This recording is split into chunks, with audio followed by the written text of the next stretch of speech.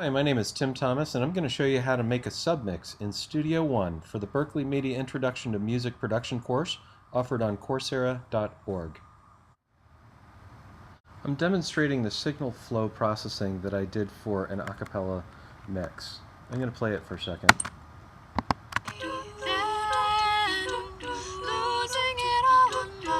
Okay, so I have lead vocals, I have backup, and I have beatboxing.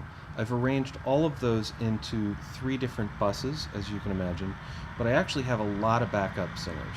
And so the backup singers are arranged into 3 different groups, depending on what parts they're singing.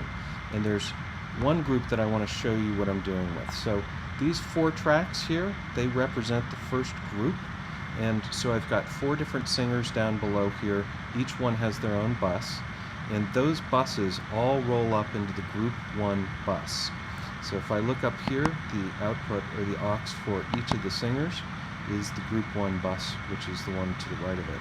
I've hidden all of the other buses so that I'm not complicating the view, but I did want to show you that there are 3 group buses here, G1, G2, and G3, that all have their own singers in them, and that all rolls up into the backup control bus, which is right here, which then rolls up into the main bus.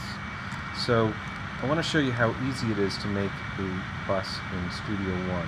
This is PreSonus Studio One 2.5, and I actually love it the more I use it. So if I shift-click, I can select the buses that I want to add to a new bus, and all I have to do is say Add Bus for selected tracks, and it creates a new bus. And as I can see at the top, there are 4 notches here. Each of those notches represents a bus that is an input. And if I click on it, I can actually see what those buses are. It's really, really slick. It also shows me then immediately where it goes, and I can reroute that to a different bus. If I wanted that to go to the backup control bus, I could just change it right there. Here's a diagram of the signal flow of what I just talked about. Unfortunately, I only have 5 sections here. I can't represent the whole thing, and so I've broken it out into different diagrams.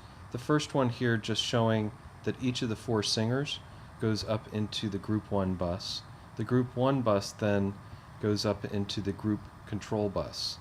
If I then go to the next slide, you can see each one of the group buses going up into the group control bus, and then that group control bus going up into the main bus.